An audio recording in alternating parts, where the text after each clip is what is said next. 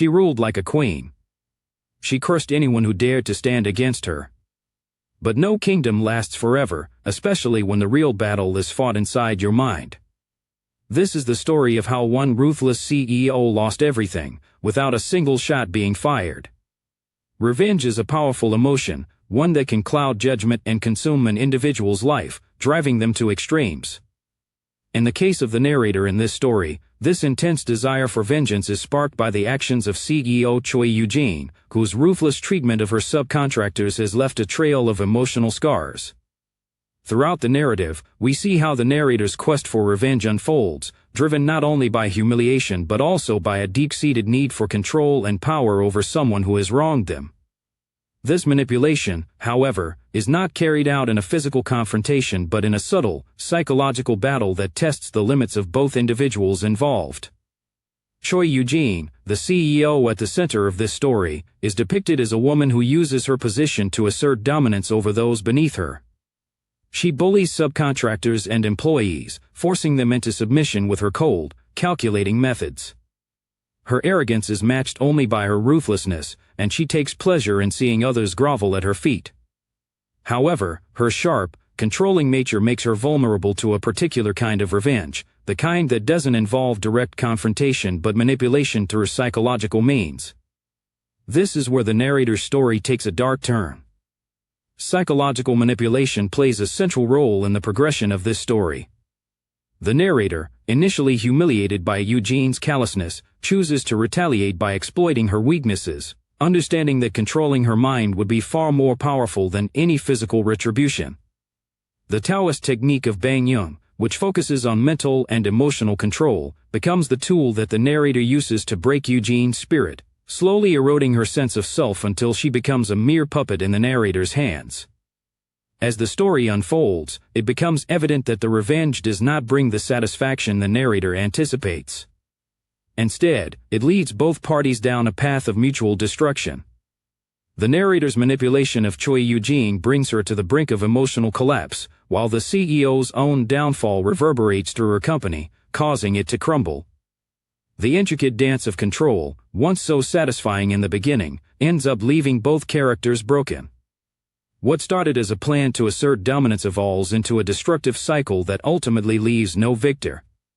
This journey, from humiliation to revenge, reveals the consequences of using manipulation as a weapon. While the narrator may have succeeded in breaking Eugene, they too are ensnared by their own actions, a prisoner of their need for control. It's a reminder that revenge, when sought in the form of psychological warfare, can come at a far higher cost than anticipated. As the narrative progresses, we are left to wonder if the narrator will find any peace, or if they too will become another casualty of their own quest for vengeance. The downward spiral of both the protagonist and the target sets the stage for what's to come, an exploration of how their fates intertwine and the impact of their actions on their lives and those around them. The next chapter will reveal the consequences of this manipulation, as we dive deeper into the emotional and psychological toll of their destructive actions. CEO Choi Yu-jin is a formidable and dominant figure in the corporate world, one whose behavior leaves a trail of devastation for those who cross her path. Her leadership is characterized by a cold and calculating ruthlessness that drives her to mistreat subcontractors and employees alike, seeing them as tools to achieve her own success rather than individuals deserving of respect. This arrogance and cruelty are not just casual traits but are ingrained in her very approach to business, shaping the environment around her into one of fear and submission. Choi's need for control is reflected in every interaction, where her authority is absolute, and any challenge to it is met with disdain and aggression. Choi Yu-jin's interactions with subcontractors are perhaps the clearest demonstration of her manipulative and oppressive leadership style. She sees subcontractors not as partners in business, but as inferior entities whose sole purpose is to serve her company's interests, regardless of the human cost. Her approach to negotiations is brutal. She forces suppliers into accepting lower prices, cutting costs at the expense of quality and integrity, all while displaying a dismissive attitude towards their concerns. This ruthless tactic is not just limited to financial dealings. Eugene's disregard for the well-being of those around her is evident in her condescending behavior. When a subcontractor pleads for a fair deal, she merely laughs it off, showing no empathy or understanding of their struggles. For her, the only measure of success is how much power she can assert and how much she can extract from others. Her treatment of the narrator's company serves as a pivotal moment that sets the stage for the unfolding conflict. The narrator, who once admired Yu-jin for her business acumen, begins to see her true nature. As the CEO of a smaller company, the narrator had always looked up to Yu-jin, even viewing her as a role model. However, as Yu-jin's manipulation escalates, it becomes clear that her actions are not just a result of business strategy, they are a reflection of a deeper, more toxic personality. The CEO's cutting remarks and lack of compassion push the narrator to a breaking point. She humiliates them in front of others, belittles their company's worth, and refuses to acknowledge their legitimate concerns. It is at this juncture that the desire for revenge takes root, growing from feelings of humiliation and injustice. The narrator's once admiring view of Yu-jin transforms into a deep-seated resentment, fueled by the belief that Yu-jin's actions have unfairly ruined the lives of many. What makes Choi Yu-jin's leadership so dangerous is her ability to disguise her cruelty under the guise of business necessity. She operates with a chilling efficiency, masking her manipulative tactics as shrewd decision-making. This persona allows her to maintain control and keep others under her thumb, while she avoids facing any consequences for her behavior. Her emotional detachment further exacerbates the situation, as she shows no remorse for the harm she inflicts. Her actions are not just driven by a desire for profit or success, but by a fundamental need to feel superior, to assert dominance over those she deems weak. This cold-blooded ruthlessness isolates her from her employees and even her business partners, who begin to feel the weight of her manipulation. As Yu-jin's reign continues, her ability to maintain a facade of competence and control falters. Her ruthless approach, while initially effective, begins to erode the trust and loyalty of those around her. Employees who once followed her out of respect or fear start to question their loyalty, wondering whether the cost of aligning themselves with such a leader is worth the emotional and professional toll it takes on them. Yu-jin's inability to connect with her team on a human level only amplifies the void that grows between them. Her decisions, once seen as bold and visionary, now seem selfish and callous, driven more by a need to maintain power than by any genuine concern for the company's future. As her empire of control begins to unravel, the consequences of her leadership style become painfully clear. The impact of her behavior is not limited to the narrator alone. Her relentless pursuit of power and control creates an atmosphere of fear within her company, leading employees to question their loyalty and trust. Those who initially followed her with devotion begin to falter, seeing the cracks in her leadership. Yu-jin's inability to maintain genuine connections with others ultimately leads to her downfall, as her employees start to abandon her. This unraveling of relationships mirrors the breakdown of her own moral compass, highlighting the consequences of a leadership style rooted in domination and manipulation. Even her closest allies begin to see the flaws in her methods and pull away, unwilling to be complicit in her tyrannical reign. As the story progresses, the focus shifts to the narrator's calculated steps toward revenge. However, it is important to understand that Yu-jin's behavior plays a critical role in setting the stage for this vengeance. Without her toxic leadership and manipulative tactics, the narrator's desire for revenge may never have taken root. Instead, it is Yu-jin's ruthlessness that pushes the narrator to act, demonstrating how unchecked power and a lack of empathy can drive individuals to extreme measures. This dynamic is key to understanding the eventual spiral into psychological manipulation that takes place in the next phase of the story. Yu-jin's arrogance, her failure to recognize the humanity in others, and her single-minded pursuit of control set the stage for her eventual fall. Her leadership, initially viewed as powerful and successful, proves to be built on a foundation of fear and manipulation, rather than trust or mutual respect. The unraveling of her empire, both professional and personal, is inevitable. The next chapter will delve into the psychological control that the narrator begins to exert in their pursuit of vengeance, setting the stage for an intense and emotionally charged conflict between the two characters. The Taoist technique of Bangyung is a profound psychological tool rooted in ancient Taoist philosophy, designed to subtly influence and control the thoughts and emotions of others. While not widely documented in mainstream sources, its principles draw from Taoist concepts such as Qi, Yin-yang, and Wu-wei. This technique emphasizes the manipulation of subtle energies and psychological cues to achieve dominance over an individual's mental and emotional state. It is built upon the understanding that human emotions and decisions are often guided by invisible forces, and by tapping into these forces, one can steer the course of another person's actions without them realizing it. The essence of Bangyung lies in the manipulation of energy and intention, rather than overt control or forceful action.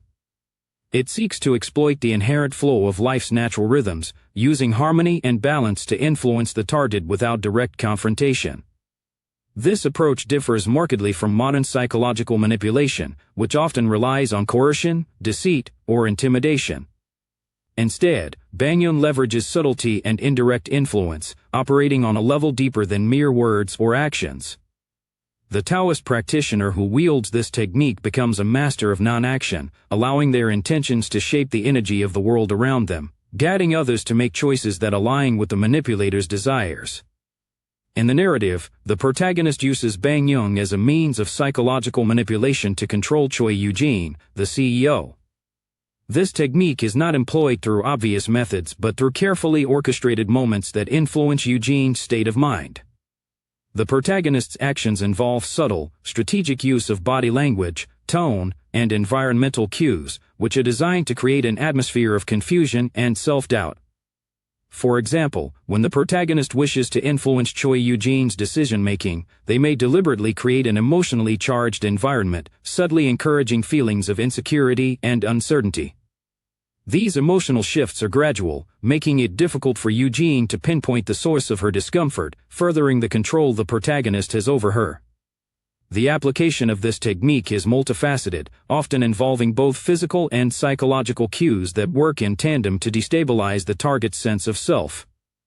It can be seen when the protagonist manipulates subtle interactions with Yu-jin, such as maintaining a calm demeanor during stressful moments, or using pauses in conversation to force Yu-jin to second-guess her actions.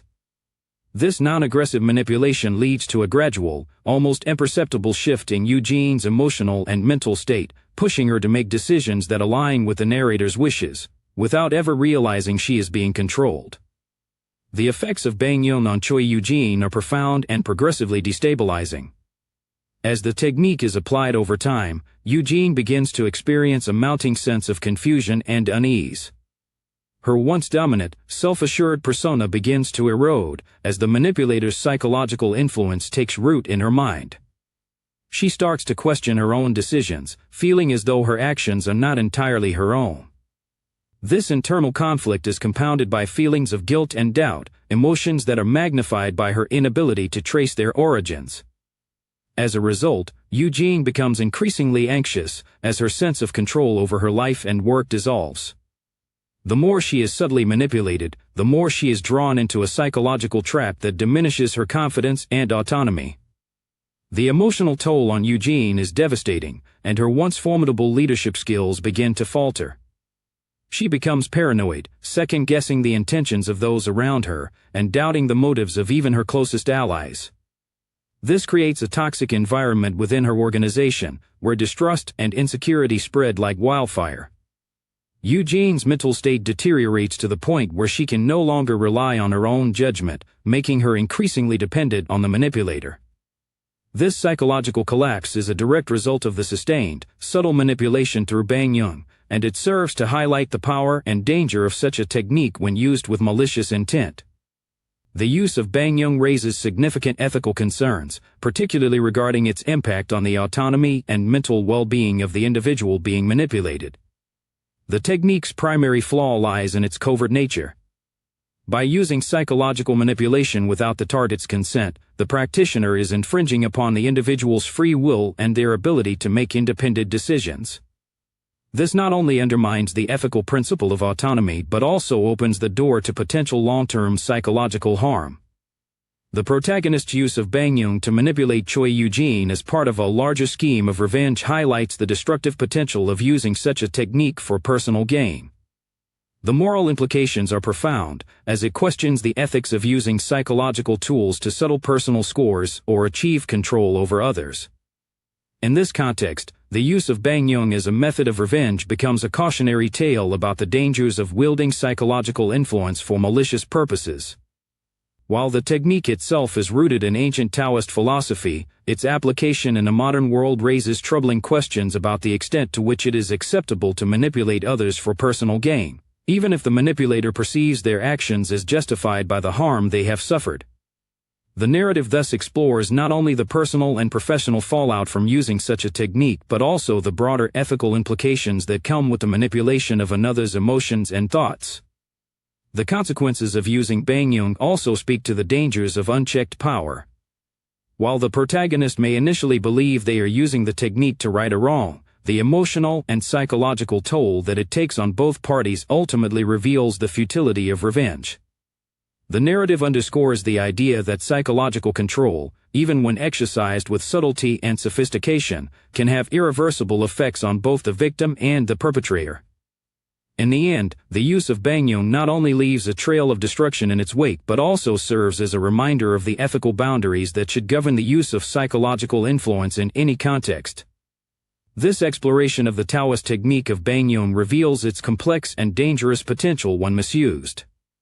While it remains rooted in ancient wisdom, its application to psychological manipulation in contemporary settings raises important ethical questions about power, control, and the consequences of emotional dominance. As the story unfolds, the growing tension between the two characters serves as a powerful reminder of the emotional and psychological costs of revenge, and the lengths to which individuals will go to seek retribution. Choi Yu-jin's emotional breakdown is a direct consequence of the narrator's psychological manipulation, which slowly strips away the layers of her invulnerability. As CEO, she has long cultivated an image of unwavering confidence, using it to command respect and influence those around her. However, as the manipulation intensifies, the cracks in this image begin to show. The first signs of her emotional unraveling are subtle, often hidden behind her tightly controlled demeanor. She remains outwardly calm, but her reactions begin to betray her increasing internal turmoil. At first, Yu-jin's arrogance makes her dismissive of the narrator's attempts to influence her.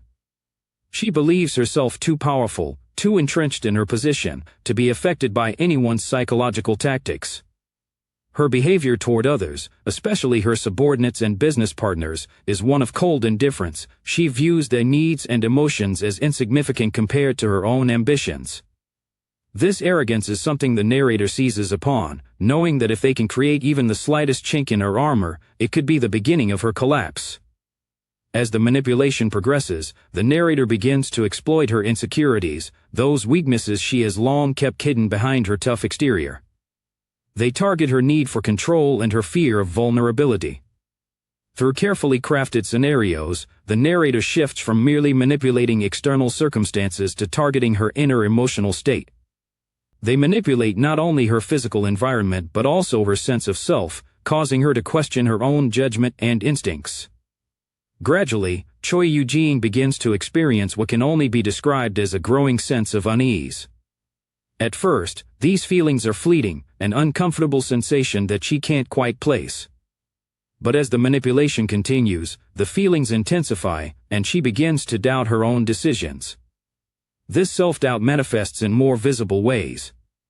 Where she was once decisive and authoritative, she now becomes more hesitant, second-guessing her every move. Her communication, once sharp and commanding, becomes muddled, filled with hesitation and uncertainty. She starts to retreat emotionally from those around her, unable to hold onto the assertive persona that once defined her. Internally, Yu-jin is overwhelmed by the constant questioning of her own choices.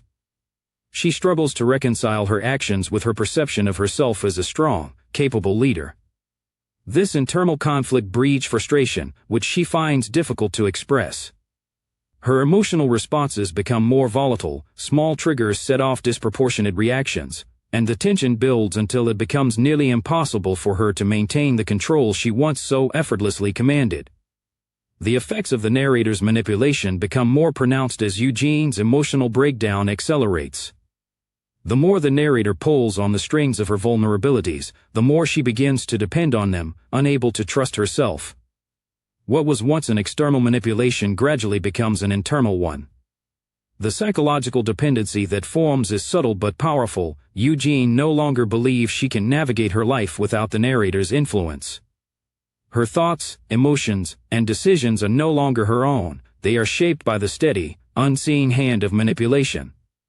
This dependence manifests in her personal life as well.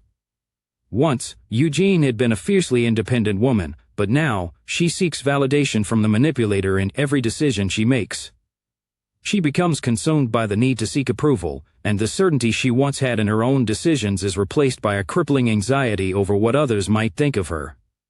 She starts to lose sight of her own goals, caught in the web of her emotional dependency. Her personal relationships become strained as well, with colleagues and friends noticing the shift in her demeanor but unsure of how to help her. Choi Yu-jin's emotional breakdown culminates in a profound crisis of identity. The realization that she has been guided, manipulated, and controlled without her knowledge comes as a shock to her. She now faces the harsh truth that much of what she had believed to be her own will and decisions were, in fact, carefully orchestrated by another. This realization is a devastating blow to her sense of self, and the once strong CEO is left in emotional shambles. Her identity, built on years of self-assurance and professional success, begins to crumble.